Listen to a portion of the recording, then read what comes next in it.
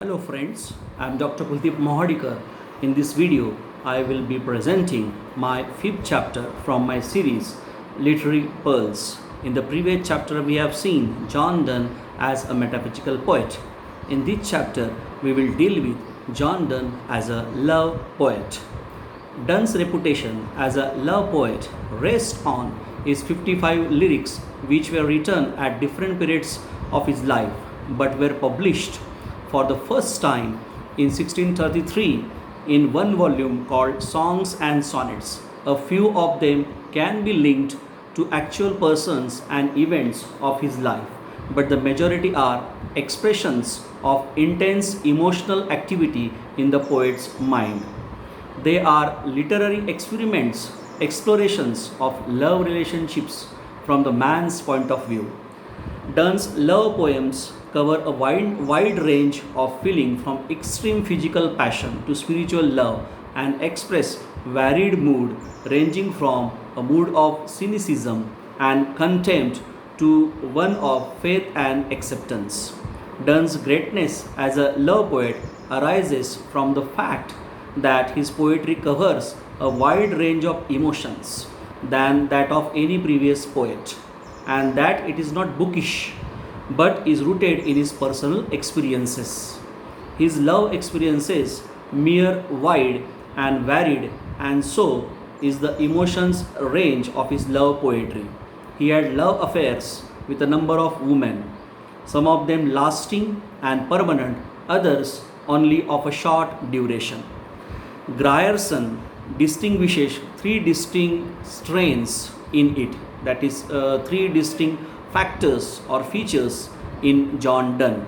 What are the three strains? The first strain, the cynical strain, and his attitude towards women and their love and constancy is one of the contempt and rejection. Secondly, there is a strain of conjugal love to be noticed in poems like Valediction Forbidding Mourning, addressed to his wife Anne Moore, whom he loved passionately, and his relationship with her he attained spiritual peace and serenity.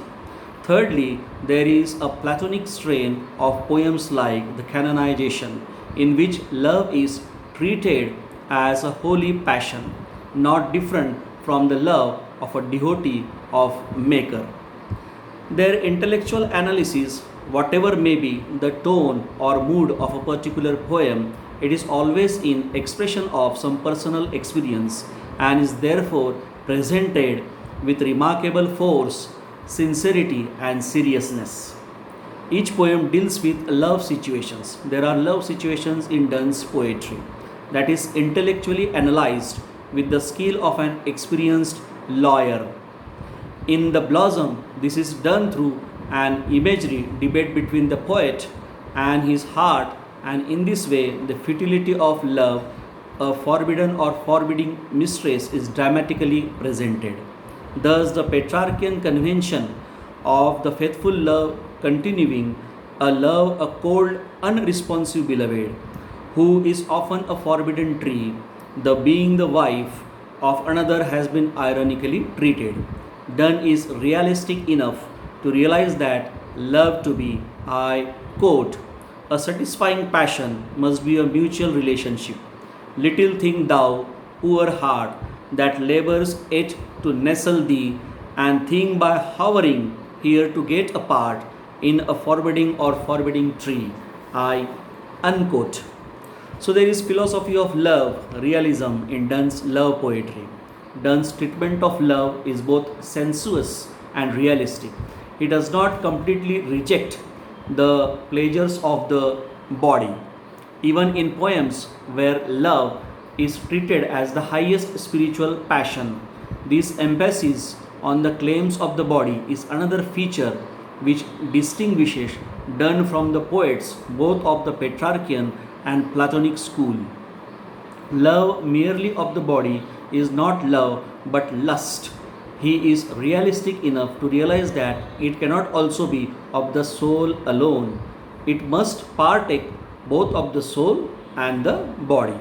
It is the body which bring the souls together, and so the claims of the body must not be ignored. If the souls are one, What do the bodies matter? The beloved must not hesitate to give herself body and soul to her lover, even though they be not married. Donne tells us very little about the beauty of the woman he loves. He writes exclusively about the emotion of love and not about its cause. He describes and analyzes the experiences of being in love, and the charm of his mistress are either not mentioned in all or can only be guessed from the story hints that he happens to draw, for example, in the blossom. The grace and delicacy of his beloved may be guessed from the fact that she has been likened to a tender flower. I quote, "Little thing thou, poor flower, whom I have watched 6 or 7 days, and seen thy birth, and seen what every hour gave to thy growth, thee to this height to raise." I unquote. In some poems, he devotes 1 or 2 lines to description, but even then, he does not really describe. He merely gives an account of the delight of the eyes and charms of his mistress. In this respect, he is different from other love poets of his times, in whose poems we get detailed catalogues of the physical charms of their objects of love. According to his view, the purity or otherwise of the sexual act depends on the quality of the relation between the lovers. If delight in one another's spiritual physical as its proper consummation, but if the lovers are not assured of the mind, then the sport is, I quote, but a winter seeming summer's night, I unquote.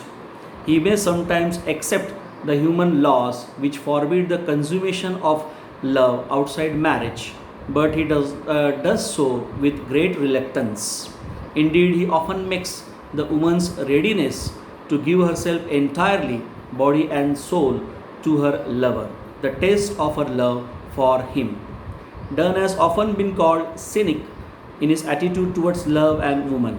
There is no doubt that his attitude towards woman in his early poems is one of contempt. He emphasizes the impossibility of finding a faithful woman. Nor does this make him a cynic in the real sense of the term, for when he finds a woman really worth of his love, he calls her an angel and rises to the heights of truth. Neither sensual passion, nor gay and cynical wit, nor scorn and anger is the dominant note in Donne's love poetry. Had he kept his wit and fancy a little more under control, John Donne would have been one of the greatest of the love poets. The greatest poet of love is real, untransmuted, overwhelming experience. So friends, that's all from my side in this video from the series Literary Pearls entitled John Donne as a Love Poet. Thanks friends.